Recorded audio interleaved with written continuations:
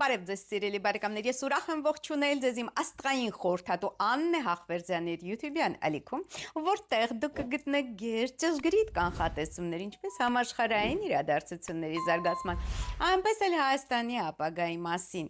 Սիրելի բարեկամներ, ես մի փոքր դադար վերցրեցի, իհարկե այս նախընտրական թողուբոհի մեջ, գիտեք, որ ներկայացնում եմ 9-րդ գումարման ուրեմն խորհրդարանի քաղաքական ուժերի առաջնորդների աստղային քարտեզները, եթե չեք դիտել նախորդ վիդեոները, անպայման խորհուրդ եմ տալիս դիտել բոլորը, որովհետև շատ հետաքրքիր վերլուծություններ եմ ներկայացրել եւ տարբերվող վերլուծություններ եմ ներկայացրել, ի տարբերություն այլ աստրոհոգեբանների եւ գրբացներ կան, չգիտեմ, թուղթ գցողներ կան, շատ եք նրանց սիրում։ Ես ոչ ստանդարտ վերլուծություններ եմ անում, որոնք շատ արժեքավոր են իմ կարծիքով իրականում։ Մի փոքր դադար որոշեցի վերցնել, բայց այնուամենայնիվ իրադարձությունները զարգանում են խելահեղ արագությամբ եւ Եվս անհրաժեշտություն առաջացավ մի քանի վիդեո եւս տեսագրել, որտեղ շատ կարեւոր իրադարձություններ են տեղի ունենում, շատ կարեւոր զարգացումներ են տեղի ունենում, որոնց չանդրադառնալ ես պարզապես չեմ կարող։ Նախ այդ երազը, որ ես կարծեմ այդ շքերթի նախաշեմին տեսա, մայիսի 27-ին ես պատմել եմ դա շաբաթական իմ կանխատեսումների մեջ, այժմ նույնպես ներկայացնեմ, ես տեսել եմ մեր գեղեցիկ եռագույնը սև ժապավենով այսպես հավաքած, մեջտեղով հավաքած եւ ուներ ավազե ժամացույցի տեսք այդ եռագույնը, այսինքն ժամանակը մոտենում է, ինչ որ ողբերգական իրադարձություններ պետք է տեղի ունենան, քանի որ ժապավենը սև էր։ Եվ միաժամանակ հիշեցի տարիներ առաջ ամուսինս երազ էր տեսել, որովհետև նա նույնպես գիտեք, որ շատ կապ ունի ազգային էգրեգռի հետ եւ շատ տեսիլքներ է ունենում եւ երազներ տեսնում այս ամենի հետ կապված, նա մի անգամ սարսափած այսպես ասեց ինձ, գիտես Աննա, ես երազ եմ տեսել, որ երեխաները, պատանիները 10 տարեկան, չգիտեմ, 12 տարեկան, մի խոսքով այդ տարիքի երեխաները բռունցքները այսպես պարզած գոռում են Նիկոլ, Նիկոլ, Նիկոլ ենք ուզում։ Եվ դա տարիներ առաջ էր, մի 5 տարի առաջ էր, ասեմ ձեզ սիրելի բարեկամներ, այժմ մենք տեսնում ենք այն ամենը, ինչ որ նա տեսել էր երազում։ Այսինքն երեխաներին փորձում են այսպես ներքաշել այս նախընտրական քարոզարշավի մեջ եւ այդ թվում նաեւ նրանց օգտագործելով ձայններ կորզել։ Իհարկե դա շատ կեղտոտ ես կասեի տեխնոլոգիա, բայց այնուամենայնիվ աշխատող տեխնոլոգիա, որովհետև տարիներ անց այն երեխաները, ովքեր այդ սրտաձև թխված կաբլիտներն են ստանում, չեմ քաղցրավենիքներն են ստանում,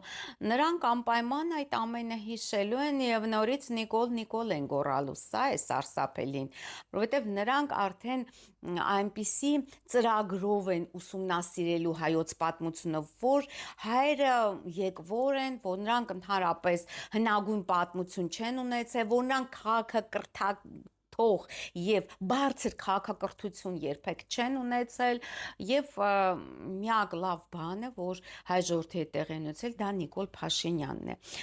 Այդ երեխաներին այդ ոգով են դաստիարակել, ովքեր հիմա ստանում են այդ սրտաձև թխված կաբլիները եւ մի օր նրանք կրկին պահանջելու են Նիկոլ։ Սրա մասին է այս երազը, ցավալիորեն։ Այսինքն ստացվում է, որ Մենք գիտենք, որ ավանդաբար Նիկոլ Փաշինյանի ընտրազանգվածը հիմնականում բաղկացած է տարիքով մեծ մարդկանցից, թոշակառու մարդկանցից, 65 պլյուս մարդկանցից, բայց տեսնելով այս տենդենսները, շուտով մենք ականատեսը կլինենք, որ նաև երեխաները եւ մատաղ սերունդը, որը 8-10 տարի հետո նոր կստանա իր ընտրելու իրավունքը, նա պաշտելու է Նիկոլին, նա կուրք է դարձնելու Նիկոլին, նա արձաններ է կանգնացնելու Նիկոլի պատվին, այս սրա մասին է խոսակցությունը, իհարկե որևիցե աշխատանք, որպեսզի դա տեղի չունենա, չի անում ընդդիմությունը, քանի որ մեր ընդդիմությունը, այսպես ասած, կույր է եւ համր, իրական այն ամենի դեմ ինչ որ իրական պետք է պայքարել այս նախընտրական մրցավազքի ընթացքում նա չի անում,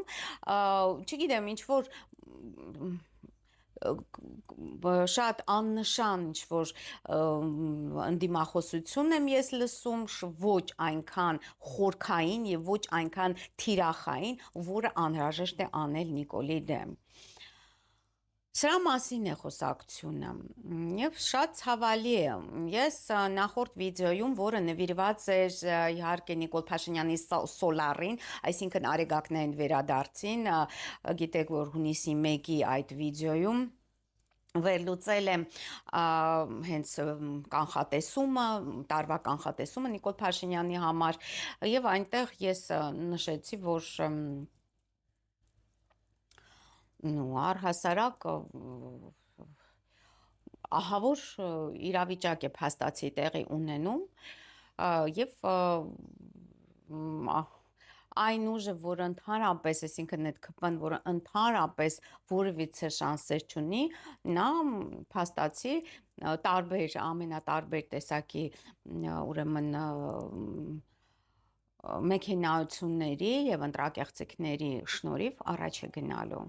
եւ բայց դա ոչ միայն նրա պատճառով է, որ ընդդիմությունը չի կարողանում գեներացնել այդ միասնականությունը հասարակության մեջ, այլ մեծապես հենց այն պատճառով է, սիրելի բարեկամներ, որ ընդդիմությունը, որովհետեւ գիտեք, որ ընդդիմության մեջ կան այսպիսի դեմքեր քաղաքական, որոնք իշխանության են եղել, 10 տարի իշխել են եւ այլն, բայց նրանք ոչինչ չեն արել, որպեսզի Նիկոլ Փաշինյան երևույթը չծնվի, այսինքն ի հայտ չգա այդ ազգակործան, հակահայ թրքապատակ քաղաքական գործիչը եւ ինչու չեն ձեռնարկել, ոչինչ չեն արել ազգային գաղափարախոսությունը զարգացնելու եւ հասարակության մեջ ամրապնդելու համար եւ դրա տեսնելով դա կամ դա պայմաններ այդ ուժերի իշխանության գալու, այո, Ռոբերտ Քոչարյանի իշխանության է եկել այն պայմանով, որ նա չի զարգացնելու, չի խրախուսելու ազգային գաղափարախոսությունը, հենց շատ հավանական է, որ եւ Սերժ Սարգսյանը ընդհանրապես բոլոր նախկին 3 նախագահները հենց այդ պայմանով են եկել իշխանության եւ չեմ զարմանա, որ հետագայում դա նույնպես պարզվի, այսինքն որոշակի ինչ որ պայմանագիր են ստորագրել իրենց հետ եւ այդտեղ ամենառանցքային կետերից մեկը չզարգացնեք ազգային գաղափարախոսությունը, հանգարց հաղթող հայը չզարթնի, այ դա է սիրելի բարեկամներ։ Եվ այժմ հիմա մենք ինչի ենք զարմանում, որ ի հայտ է եկել մի ոմն Նիկոլ Փաշինյան, որը սպասարկում է մեր թշնամիների շահերը։ Ինչու է սպասարկում, որովհետև քանի որ սուրբ տեղը դատարկ չի լինում այդ ազգային գաղափարախոսության բացակայության պայմաններում Հայաստանի Հանրապետությունում ներդրվել են ամեն տեսակի վտանգավոր գաղափարախոսություններ կրող կազմակերպություններ, օրինակ աղանդներ, զանազան աղանդներ, 300,000-ից ավել Եհովայի վկա կա Հայաստանի Հանրապետությունում, կյանքի խոսքի հետևորդները բավականին շատ մեծ թիվ են կազմում, եւ այլն, եւ այլն, եւ այլն, պլյուս զարգացվել այսպես կոչված քաղաքացիական հասարակություն, այդ սորոսական կազմակերպությունները տրվել են գրանտներ եւ այլն եւ այլն եւ այլն, այսինքն քանի որ այդ նախագահ կոչեցյալները, որոնք ընդհանրապես իրավունք չունեին, հիմա ընդհանրապես իրավունք չունեն խոսելու, նրանք չեն զարգացրել ազգային գաղափարախոսությունը, այսինքն նրանք չեն ստեղծել ազգային պետություն, Հայաստանի Հանրապետությունը ազգային պետություն չէ, այսինքն նա չի ծառայում հայ ժողովրդի շահերին, սա է ստացվում։ Եվ հիմա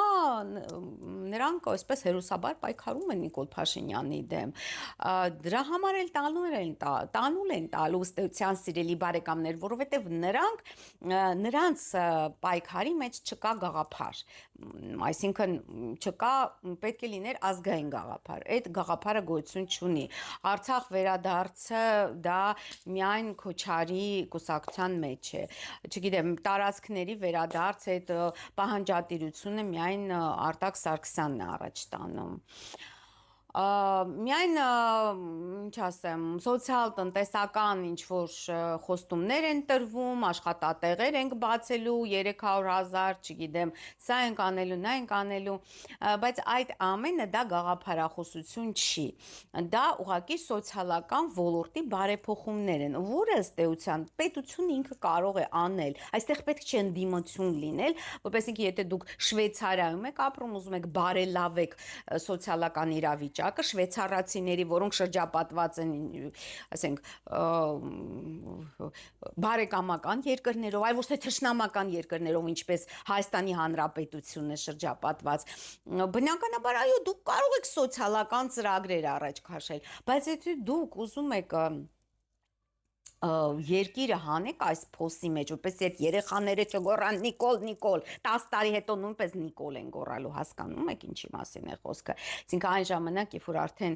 ժամանակը կգա պետական վերածննդի Հայաստանի 4-րդ հանրապետության, դա մեծ խնդիր է լինելու այդ ժամանակ, հենց այդ երեխաները, որոնք հիմա երկրպագում են Նիկոլին, պաշտում են իբրև Աստված Նիկոլին, հասկանում եք, հիմա դա այդքան էլ զգալի չէ, այնքան էլ տեսանելի չէ, բայց 10 տարի հետո որ նրանք մեծանան, ձևավորվեն իբրև անհատներ, այդ ժամանակ դա շատ մեծ նույնպես վնաս կհասցնի մեր անկախության վերականգնման եւ կայացման ընթացքում, որ արդեն 3-րդ հանրապետությունը թաղվի եւ անցնի պատմության ետնաբեմը հայտնվի հայկա 4-րդ հանրապետությունը, այս ընտրազանգվածը, այս երեխաները, այս մատաղ սերունդը, որոնց հոգին սատանա Նիկոլը պղտորում է, այն նրանք այդ ժամանակ դիմադրելու են, ինչ եք խոսում, սա է անում Նիկոլը ու ոչ մեկ ընդդիմությունից, ընդհանրապես ընդդիմադիր դաշտից, թե քաղաքական մեկնաբաններ, թե, չգիտեմ, քաղաքական գործիչներ, որևիցե մեկը դրան չի անդրադառնում, չի ասում, որ ազգային գաղափարախոսությունը միայն կարող է փրկել հայ ժողովրդին, հասկանում եք, ես ավելի մանրամասն այդ վիդեոն, որը նվիրված է ընդհանրապես այս իրավիճակի վերլուծության, ինչու ենք մենք հայտնվել այս փոսի մեջ եւ Նիկոլի արեգակնային վերադարձի, այդտեղ ես շատ մանրամասն վերլուծել եմ այս ֆենոմենը, ինչու այսպես ստացվեց եւ ինչ է պետք անել, որպեսզի մենք ազատագրվենք այս բարդ իրավիճակից, բարդ կացությունից դուրս գանք։ Եվ եթե ընդդիմությունը շարունակի այս տեմպերով, շարունակի անպատվական խոսքերին, չգիտեմ, քֆուրով պատասխանել եւ այլն, ոչինչ չի փոխվի, հավատացեք սիրելի բարեկամներ, շատ հեշտությամբ Նիկոլը կեղծելու է, չունենալով ընդհանրապես լայն հասարակական օժանդակություն, Նիկոլը կեղծելու է այս ընտրությունները եւ ստանալու է սահմանադրական մեծամասնություն, պատճառը ես բացատրեց, որտեղ Նիկոլի գաղափարախոսության մեջ կա այդ բաղադրությունը, այդ բաղձալի, ցանկալի հոգևոր բաղադրությունը, խաղաղություն, ապագա եւ այլն, իսկ ընդդիմության քարոզնի մեջ չկա հոգևոր որևիցե բաղադրամաս, լավ կապրեք, աշխատատեղեր կստեղծենք, չգիտեմ, արտագաղթը կկանգնացնենք, սիրելի բարեկամներ, եթե հայ ժողովուրդը չվերականգնի իր ազգային գաղափարախոսն, այսինքն եթե հայ ժողովուրդը չկարողանա ստեղծել ազգային գաղափարախոսության վրա հենվող պետականություն, հայ ժողովուրդը այս տարածքում կբնաջնջվի, չի ապրի ընդհանրապես։ Դա լավ հիշեք։ Եվ Նիկոլի հիմնական ծրագիրը, հիմնական առաքելությունը, որտեղ Նիկոլ Փաշինյանը, ինչպես եւ նախորդ վիդեոում նշեցի, նա հասարակ շարքային քաղաքական գործիչ է, իբրև ինչպես Ռոբերտ Քոչարյան, Ծառուկյան եւ դրանք շարքային գործիչներ են, այսինքն անցողիկ գործիչներ են։ Նա ներդրված է այս իրականության մեջ իբրև վարչապետ, որպեսզի հենց վերացնի, քոքահանանի այդ բոլոր հնարավորությունները ազգային գաղափարախոսությունը ստեղծելու, զարգացնելու, ծառայեցնելու վերջապես մեր պետականությանը, դրա համար է նա։ Իսկ բոլոր ընդդիմադիր գործիչները խոսում են անիական երևույթներ, միասին կարող ենք, միասին կենաց խմել կարող ենք, այո, եւ ինչին ենք հանգում, ոչինչի, սիրելի բարեկամներ։ Այս դրա մասին է պետք մտածել, ես չգիտեմ ինչպես հակազդել այս ամենին, տեւ ես տարիներ շարունակ այս ամենի մասին խոսում եմ, իհարկե կան նաև գործիչներ, բացառիկ մարդիկ, որոնք նույնպես բարձրաձայնում են այս հարցը, բայց սա էլ է տեղից չի շարժվում, ինչու, որովհետև ընդդիմության ներկայացուցիչները բոլորից լավը գիտեն ամեն ինչ, նրանց խորհուրդներ կարիք չունեն ուրիշ խորհուրդների, նրանք քթները մինչև երկինքը բարձրացրած մտածում են, որ նրանք են Հայաստանի փրկիչները, որտեղ եք դուք փրկիչներ, երբ որ մեծանում էր այս հասարակության մեջ, ուժեղանում էր, զորանում էր եւ վերջապես իշխանություն վերցրեց Նիկոլ Փաշինյանը, ուր եք դուք, վայելում եք ձեր թալանածը, այդպես չի լինում, սիրելի բարեկամներ, չի ստացվի։ Եվ այժմ ես ուզում եմ անդրադառնալ, ինչպես եւ խոստացել էի, անդրադառնանք նախ Ռուբիոյի այցին, Մարկո Ռուբիոն Հայաստան ժամանեց մայիսի 26-ին եւ ընդամենը 1 ժամվա ընթացքում ստորագրվեց ստրատեգիական համագործակցության մի շարք փաստաթղթեր, թե Թրամփի ուղու հետ կապված, թե օգտակար հանածոների շահագործման հետ կապված եւ որն էր Մարկո Ռուբիոյի, այսպես ասած, խորքային, էզոտերիկ այցի, այդ էզոտերիկ իմաստը, որովհետև ընդամենը 50 րոպե եւ այդպիսի մեծ նշանակություն, դա այսպես անհամատեղելի, անհամադրելի երևույթներ են, շատ բացառիկ այց էր, այդ բարձրաստիճան անձի կողմից, այսինքն ԱՄՆ-ի փաստորեն երկրորդ բարձրաստիճան անձը ժամանեց Հայաստան։ Իմիջիայլոց ես այդ այցի մասին կանխատեսում արել էի, սիրելի բարեկամներ, եթե հիշում եք, շաբաթական կանխատեսումները եթե դիտում եք, այնտեղ ես հենց մատնանշել եմ, որ մայիսի 26-ը ամենաբարենպաստ օրն է այդպիսի ռազմաքաղաքական դաշինքներ, պայմանավորվածություններ ձեռք բերելու համար։ Ինչու, որովհետև այդ օրը, սիրելի բարեկամներ, երկնակամարում Լուսինը, Արեգակը եւ Պլուտոնը ձևավորում էին, նաև Ուրանը ձևավորում էին մեծ եռանկյունի կամ մեծ քառակուսի, որը չարիքների ազդարարն է, մեծ աղետների ազդարարն է, երբ որ մոլորակները 4 մոլորակ իրար հետ քառակուսիների մեջ են, քառակուսի փոխհարաբերություններ են կազմում, եւ կա մեծ եռանկյունի, եւ երբ էներգիան հոսում է առանց սահմանափակումների, առանց խոչընդոտների, եւ ձևավորվում են ներդաշնակ փոխհարաբերություններ ու ներդաշնակ իրավիճակ, ցանկացած գործ ավելի արագ է ստացվում եւ ավելի հեշտ է լինում, այսինքն եթե նախաձեռնեք, հեշտ կստացվի։ Եվ ահա մայիսի 26-ը այն բացառիկ բարենպաստ օրերից մեկն էր, երբ էներգետիկ ամենաբարենպաստ իմիջիայլոց մորակային փոխհարաբերություններն են ստեղծված եւ այդ իսկ պատճառով Ռուբիոն ժամանեց Հայաստան։ Հենց այդ ժամանակ նա ժամանեց Հայաստան։ Իմիջիայլոց, սիրելի բարեկամներ, Պետք է ասել, որ հենց ինքը Մարկո Ռուբիոն նույնպես ծնվել է երկվորյակներ կենդանակերպի տակ, այժմ բաց աղբյուրներից հայտնի է մեկ վարքյան, ես ոնց որ թե կորցրել եմ Մարկո Ռուբիոյի ծննդյան տվյալները այժմ մեկ վարքյան ես կրկին գտնեմ, այսօր մենք խոսելու ենք, շարունակելու ենք խոսալ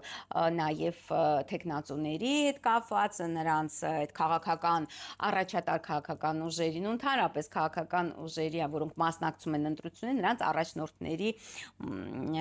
աստղային քարտեզներն ենք շարունակելու վերլուծել, վերջում ձեզ անակնկալ է սպասում, այնպես որ դիտեք վիդեոն մինչև վերջ։ Վարքյան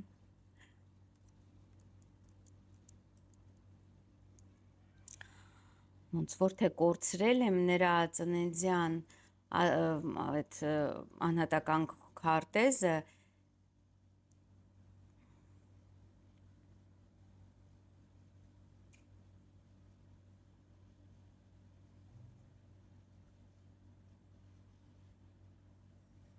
փորձեմ գտնել, եթե չգտնեմ, պիտի նորից ստիպված կլինեմ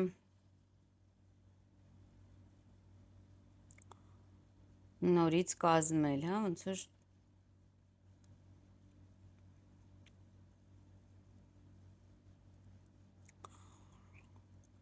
ոնց որ թե կորել է Մարկո Ռուբիոն, ինչ որ մոգական ձևով կորել է, աչկա։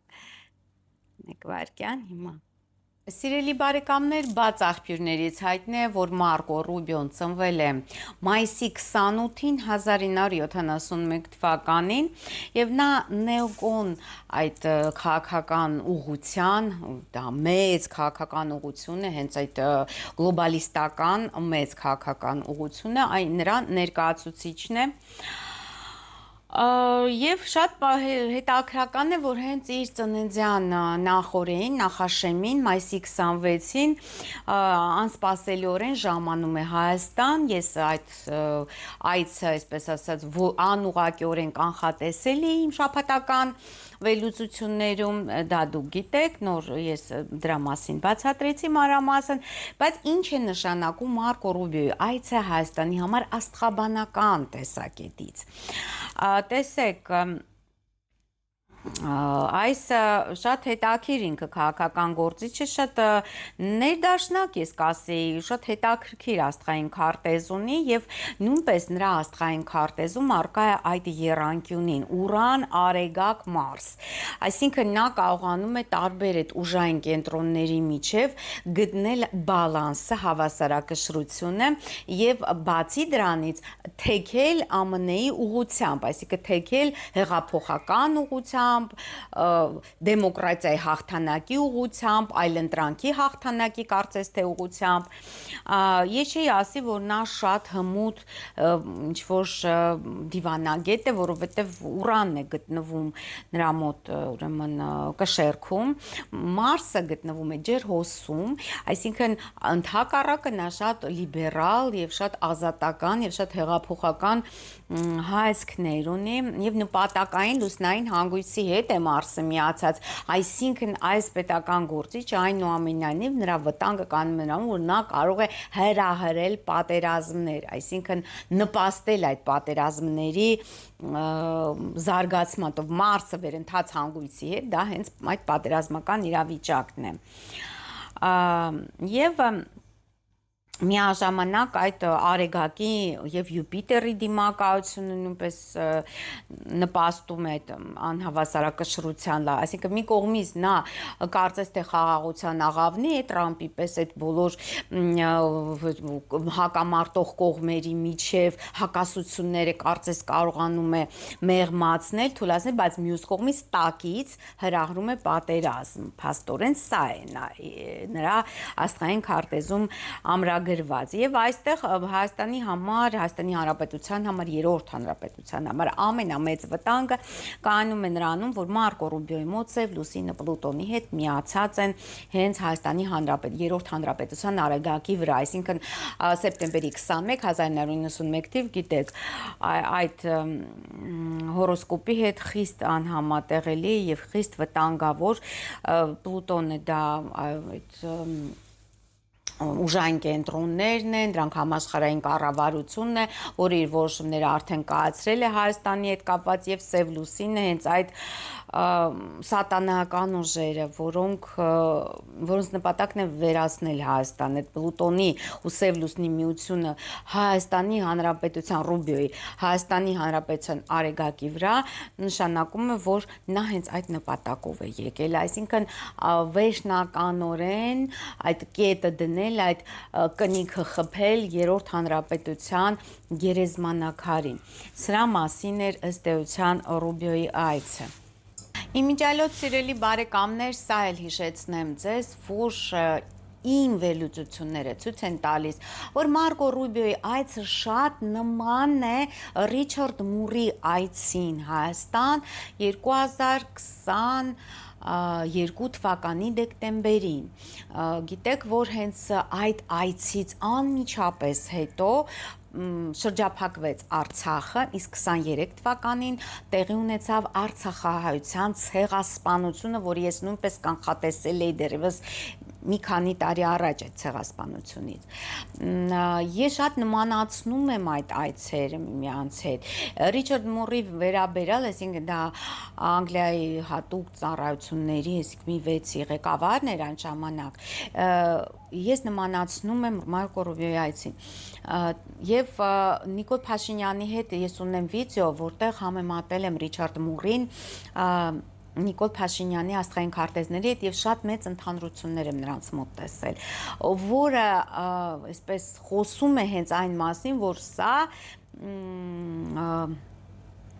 նույն կառույցի ներկայացուցիչներն են, եւ Նիկոլ Փաշինյանն եւ Ռիչարդ Մուրը։ Դիտեք այդ վիդեոն, եթե չեք դիտել, եւ նաեւ մեկնաբանություններում գրեք ձեր կարծիքը։ Եվ թե ինչ է նշանակում այս այցը, դա շատ այսպես տագնապալից է, շատ մտահոգիչ է իմ համար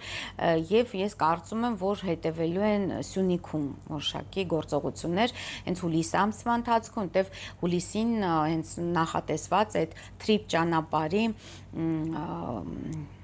իրագործումը կյանքի կոչել, հա, հուլիսի ընթացքում։ Հաջորդը սիրելի բարեկամներ, այժմ սկսենք անդրադառնալ մեր մրցակցող քաղաքական գործիչներին, այսինքն մրցավազքում մասնակցող քաղաքական գործիչների աստղային քարտեզները։ Ձեզանից շատերը խնդրել են, որ ես վերլուծեմ Արման Թաթոյանի աստղային քարտեզը, իմիջիալոց շատ հետաքրքիր եւ շատ հեռանկարային քաղաքական գործիչ է Արման Թաթոյանը։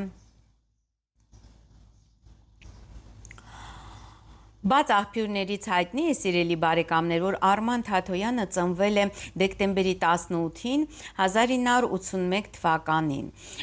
եւ շատ իմ կարծիքով տարբերվող քաղաքական գործիչ է, շատ այսպես ոչ ստանդարտ քաղաքական գործիչ է եւ շատ հեռանկարային եւ ազգային այդ հոգեվոր սերմը նրա մեջ կա, սիրելի բարեկամներ, որովհետև այսպես նայում եմ եւ տեսնում եմ Արեգակը Նեպտունի հետ է միացած Արման Թաթոյանի մոտ 26 աստիճան աղեղնավորում գտնվում է Արեգակը եւ 24 աստիճան աղեղնավ, գրեթե նրանք միացած են։ Եվ այնուամենայնիվ Մերկուրին կապեր արդյունքության նաեւ տրամաբանության բանականության մոլորակը, գիտելիքի մոլորակը գտնվում է այդ եղջյուրում, հենց Հայաստանի Հանրապետության ծագող նշանի վրա, այսինքն այս մարդը կարող է իսկապես նախ օրենքների լավագույն գիտակ է, գիտեք, նախկին իշխանությունների ժամանակ, նաև այս իշխանության առաջի տարիներին Արման Թաթոյանը մարդու իրավունքների պաշտպաններ, այսինքն հիանալի իրավաբան, շատ խորացած, մեծ գիտելիքների տեր մարդ, որը կարող է իսկապես պաշտպանել հայ ժողովրդի իրավունքը իր պատմական հայրենիքում ապրելու, այսինքն կգա մի ժամանակ այս մոտակա 10 տարիների ընթացքում, երբ անհրաժեշտություն կլինի միջազգային ատյաններում պաշտպանել հայ ժողովրդի ապրելու իրավունքը իր պատմական հողի վրա, դա կարողանա նաև անել Արման Թաթոյանը Մարուքյան Էդմոնդի կլասիկի հետ միասին, երկուսն էլ շատ լավ այդ տեսակետից շատ հեռանկարային, մորակային դիրքեր ունեն։ Եվ Արեգակը Նեպտունի հետ խոսում է նախ մարդասիրության մասին, այս մարդը իսկապես նա ոչ միայն պարզապես մարդու իրավունքների, նա մարդասեր մարդ է, գթասիրտ անձնավորություն է, եւ այստեղ շատ իհարկե նաեւ ազատություն, հավասարություն եւ եղբայրություն դա է նրա կարգախոսը, որտեղ Վեներա մոլորակ Արման Թաթոյանի մոտ գտնվում է ջրհոս կենդանակերպում, որը նշանակում է, որ այս մարդը այդ ազատությունը, նրա համար եղբայրությունը, ընդհանուր այդ իրավական նորմերը ամենաբարձրագույն արժեքներն են ըստ էության։ Յուպիտեր այնուամենայնիվ կարիճում է, սա նշանակում է, որ շատ կարիճը ինքը մի փոքր այսպես յուրահատուկ ձևով է կարողանում այդ պատկերացումները իրականացնել, յուրահատուկ ձևով է նա այդ պատկերացումները իրագործելու, բայց այնուամենայնիվ ուժեղ պետականության կողմնակից է այս անձնավորությունը։ Մարսը մեկ աստիճան ջալոց շատ հանճարեղության աստիճաններում են, Մարսը եւ Յուպիտերը շատ հետաքրքիր հանճարեղություն, այսինքն իսկապես եթե նրան հնարավորություն տրվի իր ամբողջ պոտենցիալը, իր ամբողջ ուժը ներդնել, մեր բոլոր քաղաքական գործիչները հանճարեղ են, բոլորը տաղանդավոր, ընդհանրապես բոլոր հայերն են տաղանդավոր, պարզապես նրանց հնարավորություն է պետք տալ ճիշտ իրականացնել իրենց ունակությունները, իրենց գերուժերը, այսինքն ոչ թե ամեն մեկը կարող է լինել պետական գործիչ, չգիտեմ, պրեզիդենտ, վարչապետ, ոչ, ամեն մեկը ունի իր ուժը, իր զորությունը, եւ եթե ամեն մեկը գտնվի իր տեղում, իմիջիալոց ես նաև վերլուծել եմ բանի քարտեզը, նաև վերլուծել եմ, գիտեք, ամենայն հայոց կաթողիկոսի քարտեզը, վաղուց եմ վերլուծել, դեռևս 99 թվականին դեռ նա ամենայն հայոց կաթողիկոս չէր ընտրված, բայց այդ ժամանակ արդեն ես դա վերլուծել եմ, եւ այնտեղ բարձ երևում է, որ դա նրա առաքելությունը չէր, այսինքն այդ մարդը շատ տաղանդավոր անձնավորություն, նա կարող էր այլ ոլորտներում իրագործել իր զորությունը, հասկանում եք, բայց քանի որ Հայաստանի Հանրապետությունում ընդհանրապես ոչ մեկ իր տեղը չի գտնվում, ամեն մեկը, որ ասում է ծուռ հայլիների աշխարհ էին ստեղծել նախկին իշխան եւ ընդհանրապես Լևոն Տեր-Պետրոսյանից սկսած ծուռ հայլիների աշխարհ, ոչ մեկ իր տեղում չէր, բարձրագույն պետական պաշտոնները զբաղեցնում էին ամենակաշառակեր, ամենաստոր, ամենաանգրագետ մարդիկ, դրա պատճառով մենք հասանք այս օրվան։ Հիմա այս մարդը կարող է իսկապես շատ մեծ ներդրում ունենալ Հայաստանի Հանրապետության օրենսդրության մեջ, չգիտեմ, նաև գաղափարախոսության մշակման, պետական գաղափարախոսության մշակման, Արևը Նեպտունի հետ է։ Ուղղակի այստեղ նաև Սև լուսինն է աղեղնավորում, նրա բացասական կողմը այն է, որ նա շատ կրում է այդ արևմտյան արժեքների, այսպես ասած, բանի տակ է, տպավորության տակ է, արևմտյան արժեքների տպավորության տակ գտնվող անձնավորություն է, կարելի ասել, եւ նաեւ լուսինը գտնվում է 27 աստիճանում, կույս կենդանակերպի վերջում, այսինքն անցնում է Հայաստանի Հանրապետության արեգակի վրա, որը նույնպես տալիս է նրան այն ուժը, այն իրավունքը օգնել Հայաստանի Հանրապետության, ընդհանրապես Հայաստանին օգնել, որպեսզի այս փոսից նա դուրս գա։ Ես կարծում եմ, որ Արման Թաթոյանը շատ մեծ հնարավորություններ ու նրա ղեկավարած ուժը միասնության թևերը մեծ շանսեր ունեն անցնելու այս 9-րդ խորհրդարանը, բայց նրանք որևիցե դեր չեն կարող կատարել, որովհետև գիտեք, որ այս ծուռ հայլիների աշխարհում, այս սատանայական իշխանությունների պայմաններում բնականաբար ցանկացած դրական միտում, ցանկացած օգուտ Հայաստանի շահերը, հայ ժողովրդի շահերը պաշտպանող ցանկացած ուժ նա հալածվելու է եւ ընդհանրապես, այսինքն նրա ձայնը երբեք լսելի չի լինի ցավալիորեն։ Բայց հետագայում այս անձնավորությունը իհարկե մեծ դերակատարություն է ունենալու Հայաստանի 4-րդ հանրապետության կայացման մեջ եւ ազգային պետություն կերտելու հարցում, որտեւ մենք պետք է կերտենք ազգային պետություն, ոչ թե ինչ-որ պարզապես ժողովրդավարական ինչ-որ պետություն, որը որ անհասկանալի է թե ինչ է, որտեւ ժողովրդավարական դա շատ այսպես լայն հասկացողություն է եւ այստեղ կարելի է տարբեր բաներ հասկանալ, այդ թվում նաև սորոսական այդ ֆոնդերը, որոնք կազմակերպություն, որոնք սպասարկում էին տարբեր տեսակի ուրեմն արատավոր երևույթներ, այսինքն առաջ էին տանում ինչ-որ կեղծ գաղափարներ, պաշտպանում էին իբրև կանանց իրավունքների պաշտպանության տակ փոքրամասնություններն էին պաշտպանում եւ այլն, այսինքն այսպիսի երևույթներ չպիտի լինեն, պիտի լինի ազգային գաղափարախոսության վրա հիմնված պետություն եւ այս անձնավորությունը Արման Թաթոյան իսկապես շատ դրական մարդ է, կարող է նա այդ օգնությունը ցուցաբերել եւ առաջ տանել հենց մեր, այսինքն միջազգային ատյաններում առաջ տանել հայ ժողովրդի իրավունքը ապրել իր պատմական հայրենիքում։ Այսա շատ կարևոր է, սիրելի բարեկամ, այսինքն այդպես չէ, որ կյանքը վերջանում է ընտրություններով, սկսում է վերջանում է հունիսի 7-ին, ոչ։ Այսինքն դրանից հետո այս գործիչները պետք է նույնպես շարունակեն իրենց պայքարը, նրանք չպետք է երբևէ դադարեն պայքարից։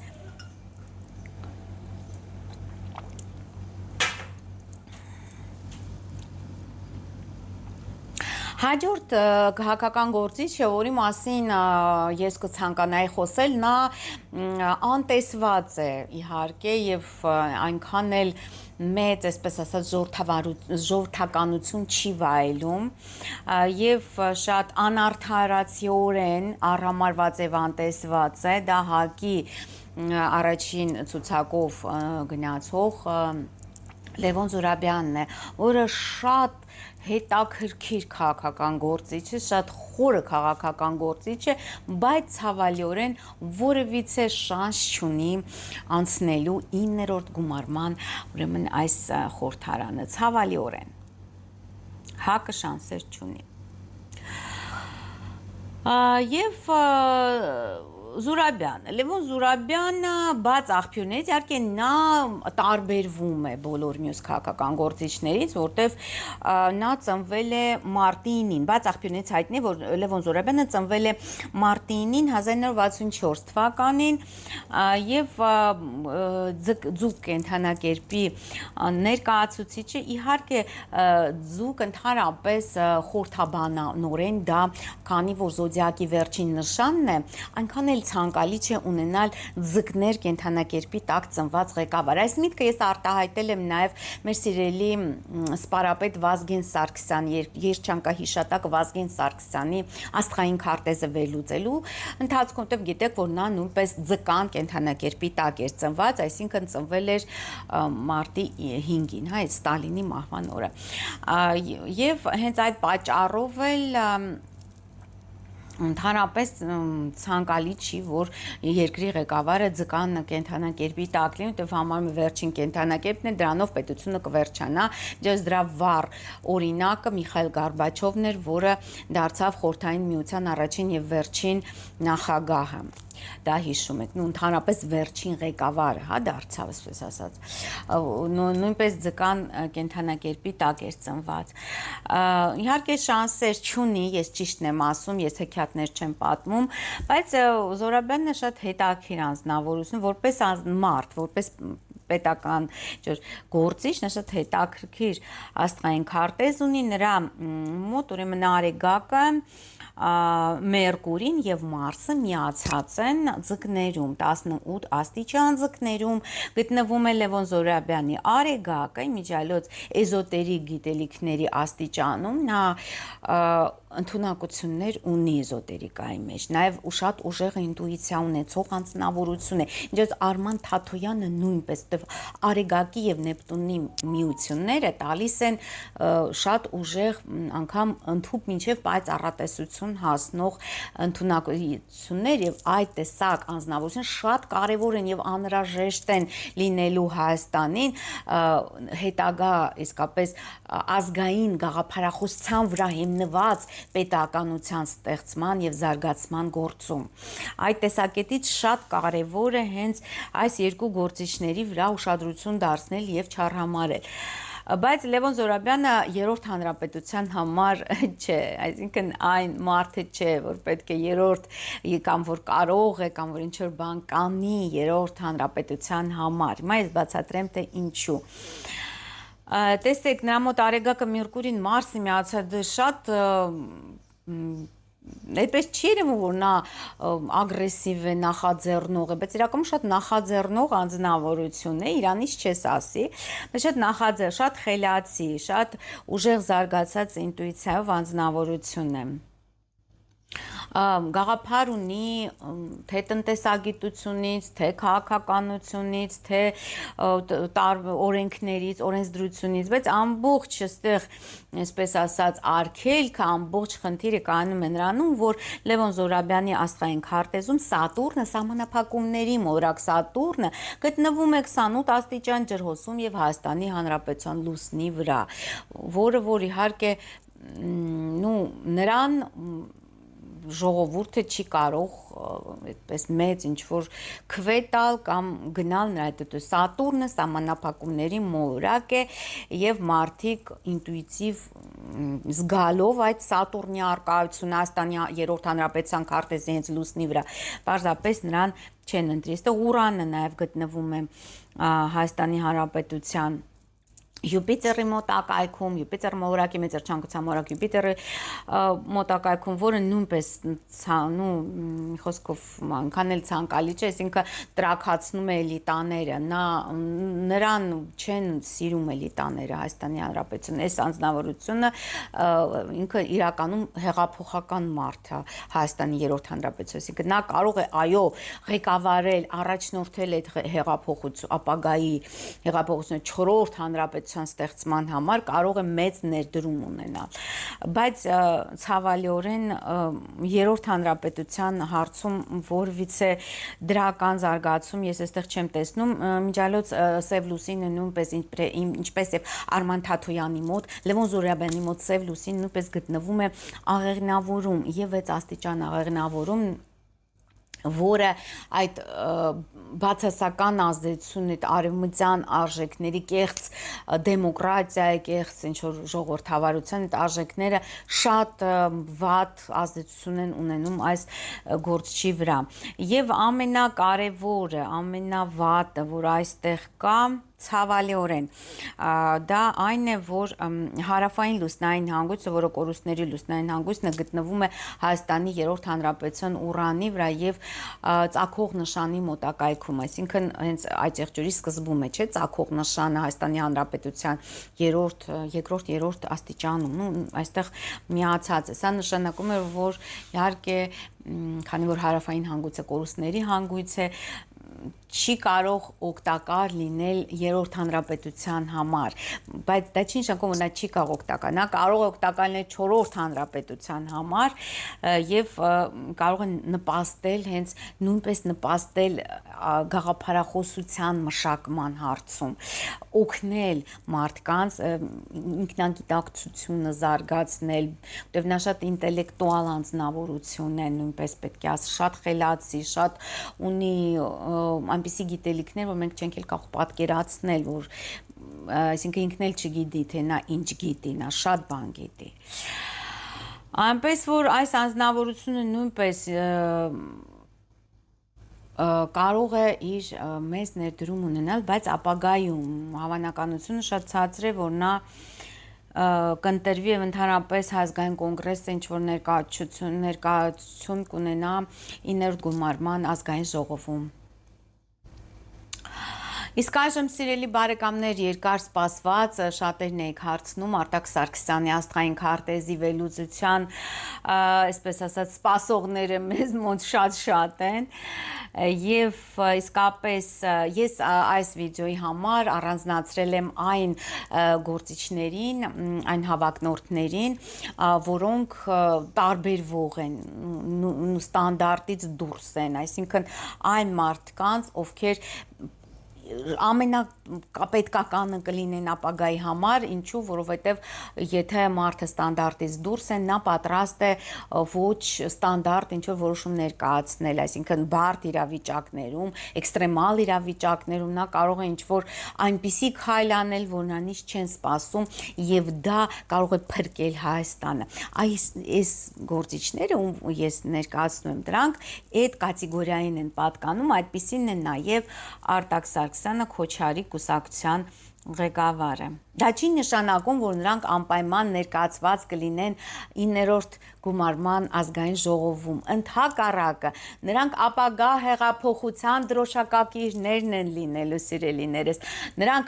մեծագույն ավանդն են ունենալու հայ ժողովրդի ճակատագրի եւ հետագա պատմության մեջ, որտեվ Նիկոլ Փաշինյանը ընդհանրապես գործնականում որևիցե ազգային շահերը սպասարկող ուժ, հայամետ ուժ չի թողնելու, որ այդտեղ մասնակցի։ Հասկանում եք, դա պարզ է, այսինքն այդ խորհրդարանում նա այդպիսի նպատակ չունի Նիկոլ Փաշինյանը, որ ազգային շահերը սպասարկող ուժեր լինեն։ Քոչարյանը կարող է ներկայացված լինել, բայց արդյոք նա է արտահայտում մեր ժողովրդի ազգային շահերը։ Ես չեմ կարծում։ Այսինքն այդ բոլոր ցավալիորեն այդ բոլոր ընդդիմադիր գործիչները, նրանք շատ նման են իրար,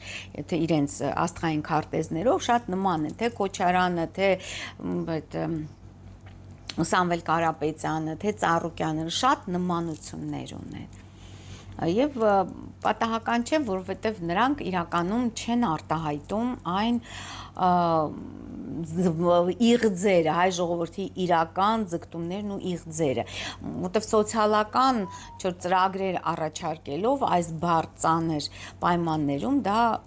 շատ քիչ է, դա կարելի ասել 1% պետք է լիներ նրանց ծրագրային դրույթների, իմ կարծիքով։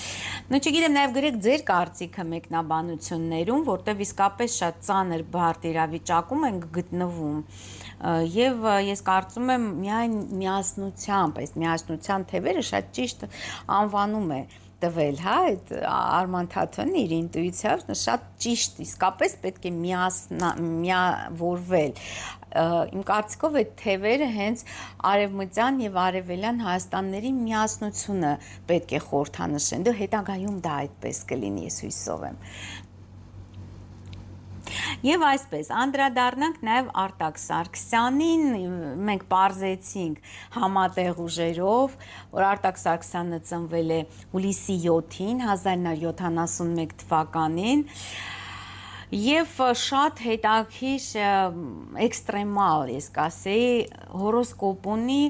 այն տեսանկյունից, որ սա խիզախ անձնավորություն է, անվախ անձնավորություն է, պատրաստ է ամեն տեսակ ոչ ստանդարտ քայլեր կատարել, անսպասելի քայլեր կատարել, ունի հետախույզի ընդունակություններ, ունի հեղափոխականի ընդունակություններ, պետական հեղաշրջում անողի, պետություն ստեղծողի ընդունակություն, այսինքն շատ պետքական ընդունակություններ մեր այս բարդ իրավիճակում։ Հիմա տարբեր խոսակցություններ են գնում համացանցում նրա մասին։ Ես չեմ ուզում անդրադառնամ այդ խոսակցություններին, որովհետև ես վերլուծում եմ էությունը, բուն մարդու բնույթը, բոլորը ունեն բացասական կողմեր։ Իհարկե, ես չեմ ասում, որ նա սուրբ է, սենց, չգիտեմ, իդեալական է, թևերն էլ միասնության աճում են իր մեջքի հետևից, այդպես չէ։ բայց որպես գործիչ, որը մենք հիմա հայտնվել ենք փակուղու մեջ, սիրելի բարեկամներ, հասկացեք, այսինքն փակուղու մեջ գտնվող մարդը ինչի նշեմ, չի ոչ բոլոր դռները, այսինքն ինչ քայլ էլ անես, կրվում ես, խնդիր ունես, ինչ որ, այսինքն ցունց-ցվանգի վիճակում Հայաստանի Հանրապետությունը։ Եվ այդ պատճառով, որպեսզի մենք կարողանանք դուրս գալ այդ իրավիճակից, անհրաժեշտ են այսպիսի մարդիկ, որոնք ընդունակ են ոչ ստանդարտ քայլեր կատարելու։ Այսինքն մեծ ընդունակությունների տեր անձնավորություն է։ Ինքը գիտելիքների տեր անձնավորություն, այսինքն գաղտնի տեղեկատվություն, լրտեսական տեղեկատվության մեծ պաշարներ ունի, այսինքն նա շատ բաներ գիտի, որը կարող է հետագայում իսկապես օգնել Հայաստանի ազգային պետականության, իրական պետականության կայացման հարցում։ Սա շատ կարևոր է։ Եվ այդ իսկ պատճառով ես կարծում եմ, որ այդ բոլոր այդ լուրերը, այդ խոսակցությունները համացանցում, որ կան, այդ ամենը հենց միտված է այդ տեսակ մարդկանց վարկաբեկման, այս տեսակ մարդկանց, չգիտեմ, վարկանիշի իջացնելու, դե բնականաբար նորաստեղծ պետական ուժեքոչարի կուսակցությունը նա դեռևս շատ հետևորդներ չունի, ցավալիորեն չի կարող, կարծում եմ, չի հաղթահարի այդ շեմը, բայց այնուամենայնիվ, նորից եմ կրկնում, հունիսի 7-ով չի ավարտվում, չի սկսում եւ չի ավարտվում Հայաստանը։ Հայաստանը տասնյակ հազարավոր տարիների պատմություն ունեցող հսկայական վիթխարի քաղաքակրթությունն է, սիրելի բարեկամներ։ Եվ բնականաբար պետք է հասկանալ, որ յետընտրական գործընթացներ են լինելու։ Միանգամից հնարավոր չի լինի ազատվել այս թրքահպատակ իշխանությունից, այս աղտից, որը պատել է Հայաստանը ցավալիորեն, դա այդպես է, եթե տարիներ շարունակ ենթադրենք դուք անտեսում եք ինչ-որ խնդիր, օրինակ առողջական, բնականաբար մի օր նա ահռելի ինչ-որ զարգացած ձեզ զգացնել է տալու եւ շատ վատ ձևով է զգացնել տալու։ Նիկոլ Փաշինյանը այդպիսի աղտ է, որը որ տարիներ շարունակ մեր իշխանությունները անտեսել են գիտակցաբար, կարծում եմ դրսի ուժերի թելադրանքով նպաստել են, որ այնուամենայնիվ նա գա իշխանության եւ քանի որ ինքնին Հայաստանի երրորդ հանրապետությունը հակահայկական պետություն է, ոչ թե ազգային պետություն, եւ այս տեսակ մարդիկ դրա համար ընկալվում են օտար, չեն ընկալվում մարդկանց կողմից, որտեվ նրանց արդեն լավ մշակել են այդ տարբեր սերիալներով, տարբեր, չգիտեմ, աղանդներով, տարբեր խոսացող գլուխներով լավ մշակել են, որ այսպես պետք է լինի եւ վերջ, այսինքն պետք է արևմուտքը միանշանակ լավ է, Ռուսաստանը վատ է, չգիտեմ, ես լավ են, այսինքն սև ու սպիտակի մեջ ենք, ես դրա համար Հայկ Մարությանի քարտեզը չեմ վերլուծում, տեվ այն մարդով, որ բաժանում է մտցնում սև ու սպիտակի միջև, նա առնվազն լուրջ չի, այսինքն պարզ է, որ նա ուղղակի այդ սև ուժերի ներկայացուցիչն է, ես դրա համար նա քարտեզը մտածում եմ վերլուծեմ, բայց չեմ վերլուծելու։ Եվ այստեղ Մարսը գտնվում է ջրհոսում, ազատ 10 անձնավորությունը միացած է վերընթաց լուսնային հանգույց հետ, Ռուբիոյի նման է, այսինքն սա կարող է ռազմական անգամ հեղաշրջումներ կազմակերպել, ռազմական գործողությունների մասնակցել եւ հասնել հաջողության։ Ոչ մի բանի առաջ չի կանգնում այս անձնավորությունը, սենց իր համար արգելքներ չկան, այդ արգելքները նա ոչնչացնում է, իր արջևից բնաջնջում է։ Այստեղ խեցգետնում Արիգակն է, որ հայրենասեր է, Վեներան է, երկու մոլորակ ունի խեցգետնում եւ շատ համառ անձնավորություն է, որովհետեւ Մերկուրին գտնվում է առյուծ կենթանակերպում, այդ մարդիկ սովորաբար շատ համառ են լինում։ Պլուտոնը նրա գտնվում է Հայաստանի երրորդ հանրապետության Արեգակի վրա, ինչպես եւ Ռուբիոյի մոտ։ Այսինքն, դե քանի որ Ռուբիոն սև գործիչ է, նրա մոտ սև լուսինը հենց միացած է Պլուտոնի հետ, այսինքն սատանական ուժերը բերում է Հայաստանի երրորդ հանրապետության վրա, որ ոչնչացնեն նրան, այստեղ մենակ Պլուտոնն է գտնվում։ այսինքն արեգակի վրա, որը նշանակում է, որ այսպես թե այնպես Հայաստանի երրորդ հանրապետությունը պետք է ոչնչանա։ Պետք է ոչնչանա եւ այս անձնավորությունը ապագա պետականության կերտման գործում մեծ ներդրում է ունենալու։ Իսկ ասեի ամենամեծ ներդրումն է ունենալու։ Եվ նաև այստեղ Սև լուսին Ուրանի հետ, այսինքն նույնպես այդ հեղափոխություն, հեղաշրջում, նա ոչինչի առաջ չի կանգնի։ Ուրիշ բան, որ այս իշխանությունները իհարկե այդ ամենը գիտեն, նրանք խորհրդակցում են բոլորի հետ կապված եւ գիտեն ինչպես է պետք վարվել ցանկացած գործչի հետ, հա։ Եվ այստեղ նաև լուսինը հետաքրիր է, որ գտնվում է իմ կարծիքով այծեղջյուրում եւ Զորաստան այծեղջյուրում եւ հենց վերընթաց Հայաստանի երրորդ հանրապետության ծագող նշանի վրա է գտնվում, որը որ նույնպես նշանակում է, որ նա կարող է իսկապես օգնել ժողովրդին, որ համախմբման եւ ապագա նվաճումների հետ կապված, այսինքն այս ախտը վերացնելու հետ կապված, այդտեղ պետք է, ոնց ասեմ, արդեն վիրաբուժական միջամտություն է պետք, այսպես քիմիոթերապիայով սահմանափակվել չի լինել, ցավալիորեն, չգիտեմ թե բարեբախտաբար չեմ անում։ Այստեղ նաև Ուրանը արևի հետ նույնպես էքստրեմիստ, բացարձակ պացիֆիստ չէ, էքստրեմիստ է, որը որ շատ պետքական ընդունակություններ են մեր համար, որովհետև այսպես բացատրելով, համոզելով, փափուկ բարձ ականջի տակ դնելով չի վերջանալու, շատ բարդ ետնտրական զարգացումներ են սպասվում ընդհանրապես մոտակա 2 տարիները շատ ծանր են լինելու համաշխարհային տեսանկյունից ռազմաքաղաքական եւ նաեւ Հայաստանի ներքաղաքական զարգացումների հետ կապված այնպես որ այս անձնավորությունը պետք է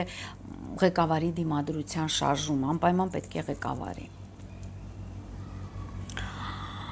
Սա իմ կարծիքն է, հնարավոր է սուբյեկտիվ կարծիք է, որտեղ անձամբ Արտակ Սարգսյանին ես չեմ ճանաչում, դա ուղղակի իմ վերլուծություններն են, դուք ինքներդ պետք է որոշեք հունիսի 7-ին, թե ում եք տալու ձեր ձայնը։ Ցավալիորեն այս գործող իշխանությունը ամեն բան անելու է ընտրությունները կեղծելու համար եւ կեղծելու է ընտրությունները։ Դա դրանում ոչ մի րոպե չկասկածեք, ամեն դեպքում հատկապես այն տեղերում է կեղծելու, որտեղ բարձր է նրա պարտվելու հավանականությունից, դա մայրաքաղաք Երևանն է։ Այստեղ իհարկե ավանդաբար, քանի որ քաղաքը միշտ ընդդիմադիր դիրքերից է հանդես գալիս, այստեղ նա շատ կեղծելու այսպես մեխանիզմներ ունի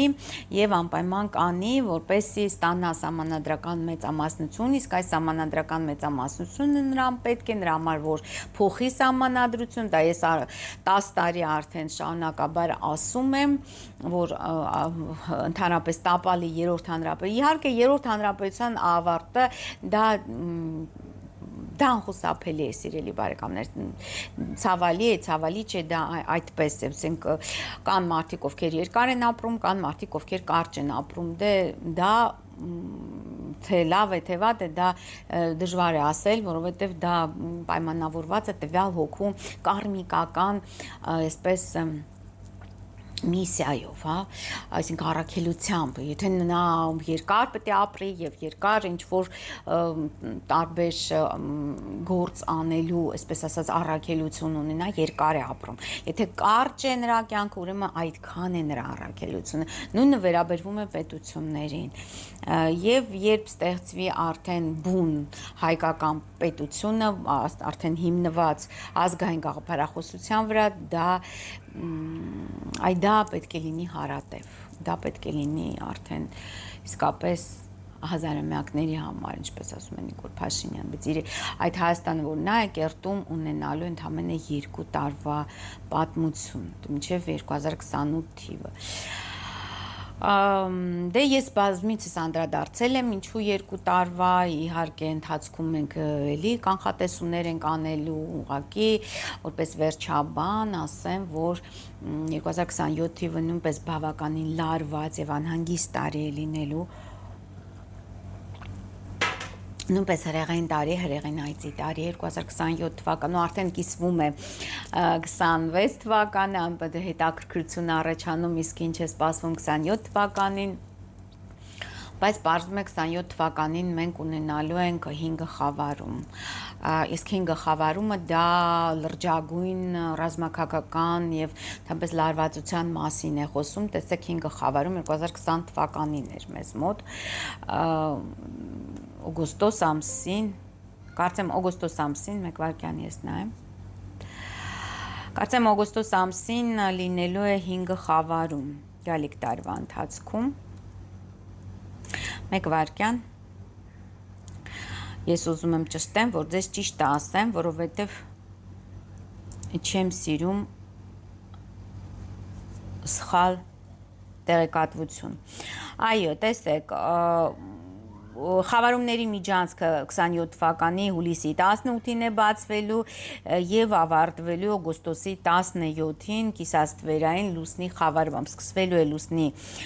կիսաստվերային լուսնի խավարմամբ եւ ավարտվելու է լուսնի խավարմամբ, բայց այն հանգամանքը, որ 5 խավարումներ են լինելու 27 թվականի ընթացքում եւ հատկապես այդ ամառային խավարումների միջանցքը շատ վտանգավոր է, ինչու, որովհետեւ այստեղ Պլուտոնը սև լուսնի հետ միանում է վերընթացանկույցի հետ, որը հենց այդ Մարկո Ռուբիոյի չարաբաստիկ մորակային միությունն է, Պլուտոնի սև լուսնի միություն, դա պատահական չէ, որ կրկնվում է 27 թվականին, այսինքն սա նշանակում է, որ այդ համաշխարհային չարը, սատանան, մեծ սև սատանան, նա արդեն անցնելու է հարձակման եւ փորձելու ընդհանրապես բոլոր այն արգելքները իր համաշխարհային գերիշխանության համար վերացնել։ Այս սա շատ կարևոր է իմանալու համար, սիրելի բարեկամներ, այսքանը, այն մասին, ինչ որ ես ցանկանում եի այսօր ձեզ պատմել, խոսեցինք Ռուբիոյի այցի մասին, խոսեցինք Արման Թաթոյանի եւ միասնության թևերի մասին, թե ինչ է նշանակում միասնության թևերը, իմ կարծիքով, խոսեցինք ՀԱԿ-ի Լևոն Զոհրաբյանի մասին, նույնպես շատ հետաքրքիր եւ չգնահատված ցավալիորեն քաղաքական գործիչ է, խոսեցինք Արտակ Սարգսյանի մասին, որի բացառիկ ընդունակությունները կարող են փակուղուց դուրս բերել Հայաստանը, ահա այս ամենը պետք է միավորվի, այսինքն չպետք է ամեն մի ուժ առանձին գործի, ուժը միասնության մեջ է, եւ եթե միասնության թևերը այնուամենայնիվ անցնեն խորհրդարան, ես լիահույս եմ այնուամենայնիվ, որ ամեն բան կորսված չէ։ Այսքանը, սիրելի բարեկամներ, անպայման բաժանորդագրվեք Աստղային խորհրդատու Աննե Հաղվերդյանի իմ YouTube-յան ալիքին, կիսվեք այս վիդեոներով սոցցանցերում եւ հետեւեք ինձ նաեւ Facebook-ում, իմ YouTube-յան երկրորդ ալիքում Աստրոմագիա եւ Թալիսմաններ մոգական YouTube-յան ալիքում, Telegram-ում, Instagram-ում եւ TikTok-ում։ Ստեսություն կհանդիպենք։